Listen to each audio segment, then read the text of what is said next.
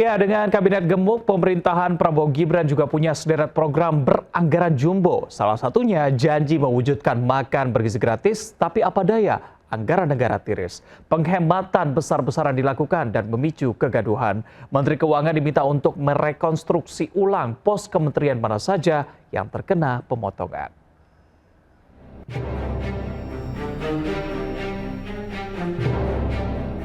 Saya mau menghemat uang itu untuk rakyat, untuk memberi makan untuk anak-anak rakyat. Presiden Prabowo pantang mundur mewujudkan janji besar memberi makan bergizi gratis meski butuh anggaran fantastis. Dengan kemampuan APBN terbatas, penghematan anggaran besar-besaran jadi jalan pintas. Target penghematan mencapai 306 triliun, 256 triliun dari kementerian lembaga dan 50 triliun dari dana daerah.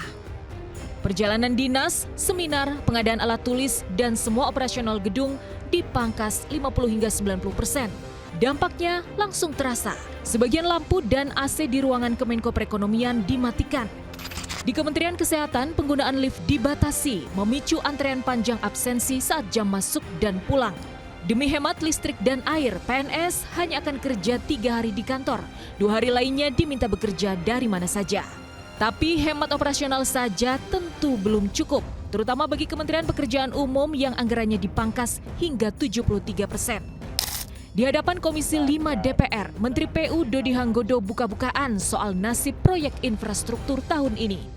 Hanya ada penambahan jalan tol 13 km, bahkan tidak ada lagi anggaran perbaikan rutin jalan dan jembatan. Juga minimnya penambahan pembangunan saluran irigasi. Terus kita mau bicara tentang ketahanan pangan sementara rehabilitasi jaringan irigasi cuma 16.000 hektar dari sekian banyak yang lain. Ya memang tidak akan tercapai. Artinya memang pengurangan 80 triliun ini dampaknya kemana-mana. Mau tidak mau, pemangkasan anggaran jelas berdampak pada banyak program vital. Arahan Presiden itu untuk program-program yang selama ini tidak terukur, tidak bisa diukur keuntungannya, manfaatnya bagi publik, itu ditiadakan. Usai gaduh dampak efisiensi anggaran, Presiden Prabowo meminta Kementerian Keuangan merekonstruksi ulang pos-pos pemotongan anggaran di kementerian. Apakah nantinya ada perubahan? Tentu bergantung pada keberanian Sang Menteri Keuangan. Ya beresikolah terhadap anggaran juga gitu. Kalau semua permintaan Presiden harus segera direalisasikan gitu. Makanya saya dulu juga sering ditanya butuh Menteri Keuangan yang seperti apa, yang bisa bilang tidak begitu. Tim Liputan iNews melaporkan. Kita ke informasi pelantikan Letkol tituler Deddy Corbuzier beserta 5 staf khusus Kemenhan lainnya di tengah pemangkasan anggaran besar-besaran menuai kritik dari masyarakat. Masyarakat juga mengkritisi kemampuan komunikasi publik Deddy Corbuzier, staf khusus Menhan bidang komunikasi sosial dan politik. Untuk diangkat pada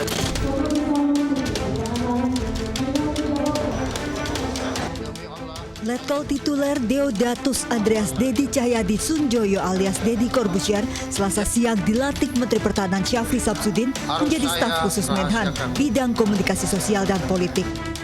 Selain Deddy, 4 tokoh lainnya dilantik menjadi staf khusus Menhan dan 1 orang menjadi asisten khusus Menhan.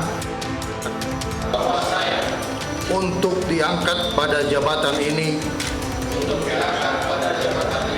baik langsung maupun tidak langsung. Sayangnya pelantikan 5 staf khusus dan 1 asisten khusus Menhan banyak dikritik warganet karena dilakukan saat efisiensi anggaran di berbagai lembaga meski anggaran Kementerian Pertahanan tidak dipangkas. Jika merujuk pada Perpres nomor 10 tahun 2025 dan Perpres nomor 119 tahun 2017, total gaji dan tukin staf sus menteri berkisar 31 hingga 33 juta rupiah. Sebelumnya saat pelantikan kabinet, postur kabinet Presiden Prabowo yang gemuk juga disorot. Berjumlah 48 kementerian diisi 136 orang menteri, wakil menteri, kepala lembaga, staf khusus hingga utusan khusus. Beberapa di antaranya merupakan pesohor. Sementara selain Kementerian Pertahanan, ternyata ada 5 kementerian lainnya yang juga memiliki staf khusus. Dalam perpres yang dibuat 1 hari setelah Presiden dilantik, kementerian dan kementerian koordinator bisa mengangkat 5 staf khusus.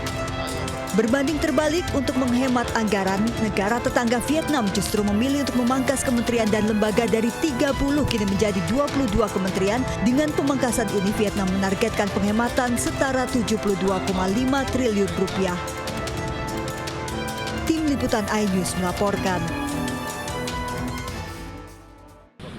Kalau menurut saya sih harusnya dengan efisiensi anggaran ini memaksimalkan yang ada aja, jangan menambah lagi personil terutama dari lingkup yang memang sebenarnya nggak ada basic pertahanan keamanan, walaupun dia mungkin memang udah pernah kayak pendidikan militer atau apa ya. Masih ada alasan yang matang juga di balik kenapa akhirnya beliau diangkat gitu. Tapi kalau misalnya kita melihat kondisi saat ini nih, ada efisiensi anggaran, sepertinya rasanya kalau misalnya ditambah headcount satu lagi mungkin akan sangat membebankan ya. Jadi menurut saya sebenarnya yang penting itu yang publik perlu tahu itu transparansi. Kira-kira apa sih alasan dibalik pengangkatan ini?